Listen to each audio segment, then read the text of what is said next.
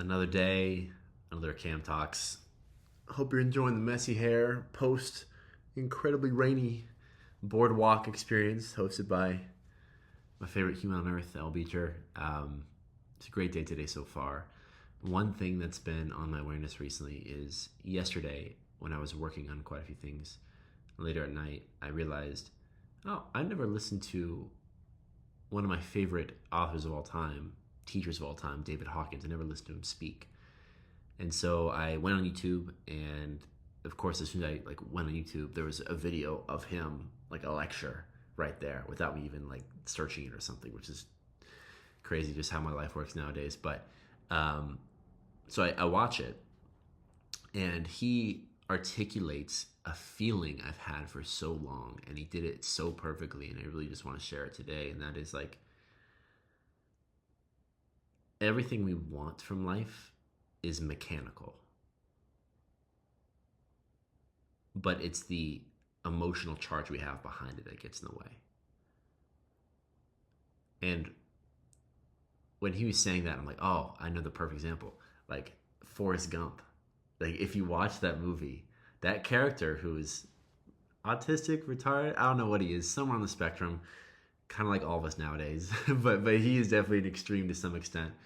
And in that character that Tom Hanks portrays, he has no internal voice that's stopping him from doing what he wants to do. If almost to the point where if someone says something, he just does it immediately. Whether it's run onto the battlefield of war, run across the country, or become a professional ping pong player, or create a shrimp business for him and one of his best friends that passed in the military. There's no friction around him doing the things he wants to do. And I think he's the perfect example of, if you want to do something, you'll just do it. Things aren't that hard to do if you think about it. And this isn't to seem like life isn't hard, because I know for some people, definitely a certain vibration it is. But the most of our problems are emotional. They're not actually hard.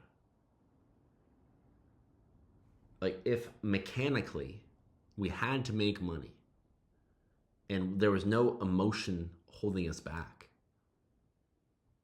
we would get out of bed, we would get off the couch, get out of the chair, and ask everyone we know, everyone in our vicinity, look at every business by near us and see if there's a job wanted, or job, whatever it is, help wanted sign. We would just do relentlessly. And we do whatever it takes at that job to make that money. No matter if it's physical labor, no matter mental labor, whatever it is, as long as it's in our capacity as a human being, we'll do it. It's very mechanical. But it's the emotions we have around what we need to feel like to get off the couch, how it would feel to ask those 24 people for a job, how it would feel to step into that store and say, hey, I would like to start working here, or here's my resume, whatever it is. It's the emotions behind that path that's actually stopping us from doing it. And this goes for pretty much everything. We know what it takes to be healthy. We know what it takes to make money. We know what it takes to be happy oftentimes. And this is why it's so easy when we have a friend who's going through something, let's say in a relationship or just anything in life. It's very easy when it's a third party to be like, oh, just do this, then that, then this, then that. If they're severely overweight, it's just okay, let's just eat a little bit less, hopefully get a little bit higher quality food. We're going to walk more. We're going to move our body more. Doesn't mean we need to go, become a CrossFitter and, be a bodybuilder by any means. But we know the steps. Mechanically, when we're not in it, we know what it'll look like. We know that when it comes to fitness, we know that when it comes to business, we know that it comes to more than likely happiness. It's all mechanical. It's very, very easy. Even a dumb person, like how Forrest Gump was portrayed. I don't believe he was dumb. He's probably smarter than all of us. He was able to do that. But the way he was portrayed as not being intelligent, his ability to just set aside any emotion that he may have around things and just do, got him to whatever he wanted. And I feel as if that's the same for all of us. And to make it like personal for me, I realized like, oh man, if I don't have exactly what I want when it comes to right now a consulting business, and then this business that I'm now putting the foundations on, like this week that I'm going to be starting, or have started, but in the very foundational stages of it. If I'm not exactly where I want to be, if I haven't allowed myself to put in the work necessary or the actions necessary to make the emails, make the calls, connect the people, create the spreadsheets, do whatever it takes, hop on the sales calls, whatever it takes, the DMs. I keep on saying these things because I'm reminding myself right now like what I can do if I wanted to make these things happen, because it's all mechanical. It's all a process. It's all a formula. And if I just do that enough times and I evolve and fine tune in a way that makes logical sense, I would get to the goal. However much money I want to make, however big I want it to be, how many people I want to serve. It's actually, sorry, these things keep on swinging my hair, but it's actually fantastically easy. And so everything I've ever wanted that I don't yet have, it's actually fantastically easy to get there. I already know what it would take to get there. It's just a barrier, an internal barrier in place that is stopping me from doing it. Now, of course, there are people on this planet that are simply, whether it's actual physically chained up and can't go anywhere, or just based off circumstance have very limited opportunities. But I really feel for the far, I'm talking 99% of the planet, there is something we can do for the betterment of our lives, for the betterment of humanity. But it is the emotions, the fear, oftentimes, that is putting the brakes on it actually happening. And so even for me, as someone who teaches on stuff like this and is quote unquote a spiritual teacher and being called that by others, I too realize like, oh, okay, if I'm not exactly where I want to be, there's probably emotions around that situation that I refuse to feel. There are certain conversations I refuse to have for myself that I know if I had would allow for me to just do what mechanically must be done to get me to where I want to go. So for me, understanding that everything I've ever wanted, not just, of course, what I talked about with businesses, that's just on my mind right now, but everything I've ever wanted in life, it is a pretty simple formula how to get there. Like we know. And if we don't know, we have infinite access to information now on the internet that will get us there. And so mechanically, we can get whatever we want whenever we want. We just need to allow ourselves to be open enough, to be on offense enough, as opposed to on defense, to get us to where we want to go. And so that just feels like a great reminder to me, and to understand that it's all just a mechanical thing. It really isn't that hard. The only thing that will stop me is emotions around, or the stories I create based off those emotions around that mechanical thing. If I can just kind of set aside, not saying to ignore my emotions, actually quite the opposite, embrace them.